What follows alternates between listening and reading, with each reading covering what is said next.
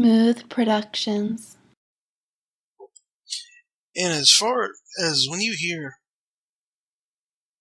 politicians speak about they want to increase the military budget and always we need to have a strong military and always talking about beefing up the military, well, as a veteran, how does that make you feel that conversation isn't focused around specifically the VA and taking care of veterans after they have served in combat and battle and are having to suffer with mental health issues that just now, as you said, we're just starting to focus on? It's worse than that, Walter. It's not only that they're not talking about spending that money on the veterans, they're not really talking about spending that money on the troops. They keep their soldiers, sailors, airmen, and Marines are fighting to get cost of living adjustments, fighting to get higher wages, fighting to get better benefits. The Pentagon recently changed how retirement works in the Army. It used to be if you made it through 20 years of service, you get paid a pension, you get VA health care, or if you're injured along the way and you're deemed medically retired. I was deemed medically retired in 2012 when my disability rating came in. So I was retroactively, I unresigned my commission and got placed into a medical retirement.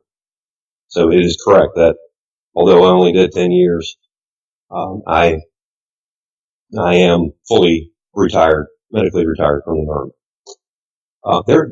That money that they keep talking about spending is going straight to defense contractors. It's going to multi-million dollar bonuses for the executives of the companies who make the weapons and the bombs and the planes and the jets. None of that stuff goes to the troops. And I guess that also, because when you do listen to the rhetoric, it's all based around where we want to have more weapons, more ships, more planes, and it's never talked about where we want to pay the service members more. That's barely ever spoken about, and that directly ties into something that's popped up over the last few days with the Pentagon asking California service members back for what they say was a enlistment bonus they were not entitled to, and are threatening with liens and threatening with wage garnishing to get that money back, money that was spent probably a decade ago. And as a veteran, how does when you hear of news like that from Pentagon, who recently reported that they were missing trillions of dollars and that they're making a fuss over $20 million that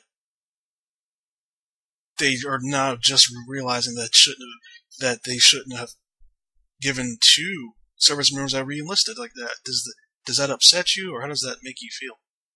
Absolutely enraged. And the more details that I learned about it, I only got angrier and angrier. The California National Guard investigation recommended the disciplinary action. They put a sergeant in jail for 3 months, and they fined a handful of majors, an unspecified amount of money. And they're like, okay, that's responsibility. Like, that sergeant has enough power and authority to hatch this plan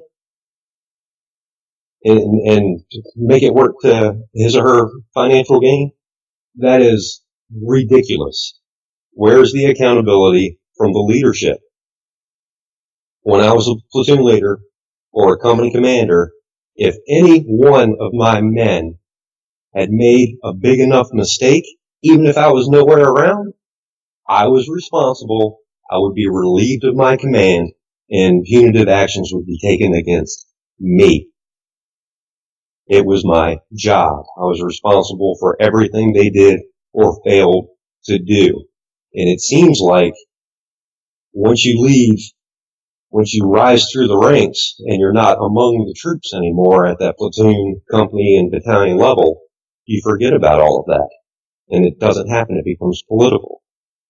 Heads should roll over this. At least they're not going to collect anymore. I don't think that's good enough. They need to pay it back. Another thing that enrages me is this has been going on for 2 years. But after a story broke that hardly got covered, it took a couple of days for a man to decide to stop doing it. And I guarantee you, it's not just California. It would be every state's National Guard. So we need journalists out there to go and find out and expose those stories. The last I heard, the Pentagon there was I don't remember his rank, but a last name Davis. He was saying that we're still going to try to collect the money, which it just seems to be a very small amount of money, especially when you look in hindsight. They just reported losing trillions of dollars. It's like, what does this money mean? The Pentagon isn't exactly in danger of losing funding or being underfunded. So it just seems to be a very odd circumstance to go after these individuals who, again, the money's gone. It was around a decade ago when they received this enlistment bonus. Do you expect them to just be able to write you a check tomorrow? I mean, that it just seems really kind of ridiculous. It would be like if Bill Gates was determined to find the pennies in his couch cushions from a couch he hasn't had in 10 years.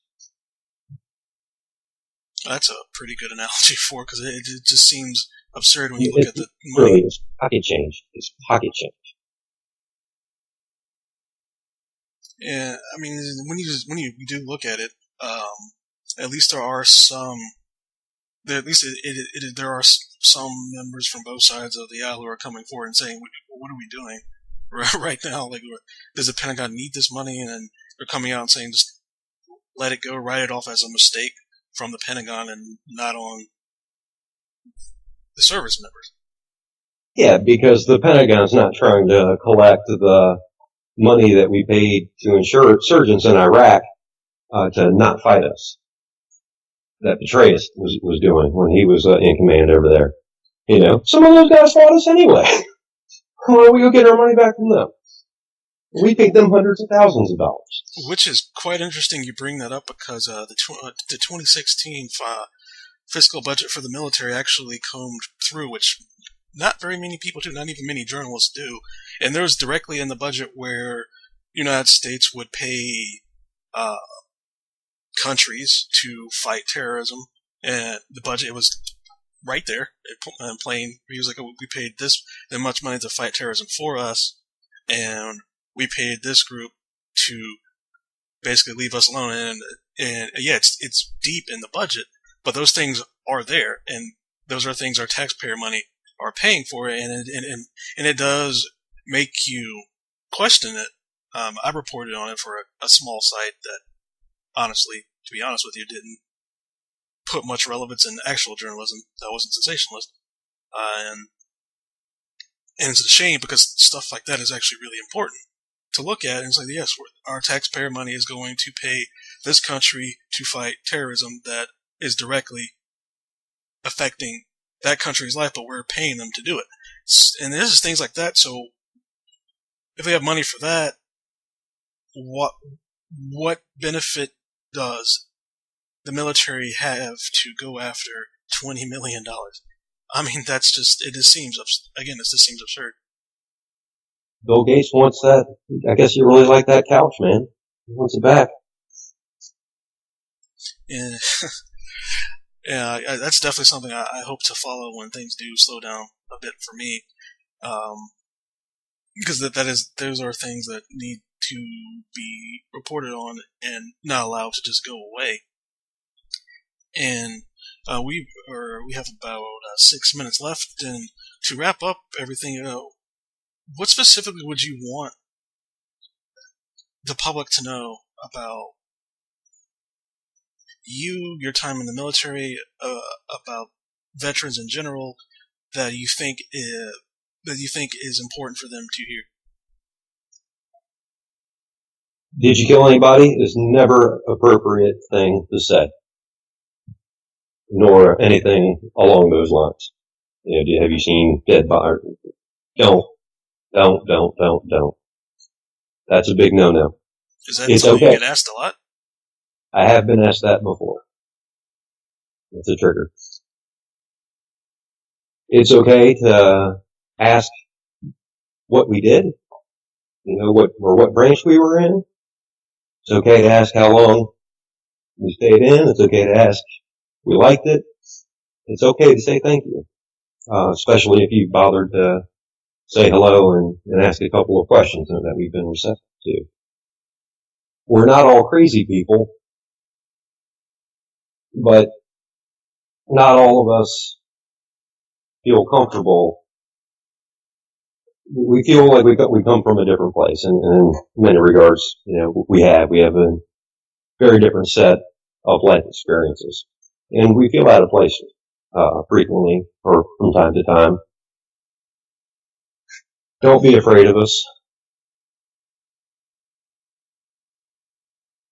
And I would appreciate people who would spread the word about veteran suicide rates, opiate addiction among veterans, PTSD in general, and ask your elected officials to give you a Veterans Administration that you can be proud of. And that's what I would add. And when you think about, because to me, I know we don't have a lot of time left, but when you think about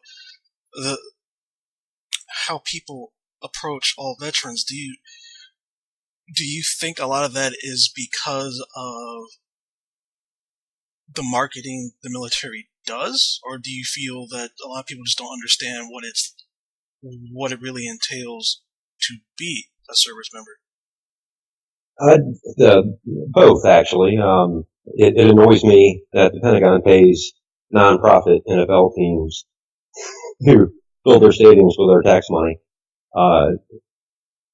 that they pay money to have members of the military there to be appreciated. That the Pentagon pays them. That's ridiculous to me. But on the other hand, for your second point, only a fraction of a percent of military eligible aged American citizens have participated in the last 15 years of the global war on terror. That's the lowest in participation in our history. And all volunteer force has been fighting 2 wars for 15 years. So service is going into fewer and fewer families, and the veteran community as a whole feels much more isolated than the rest of the country. If you haven't served or didn't know anybody, you haven't thought that Americans were overseas fighting and dying. It doesn't affect you whatsoever.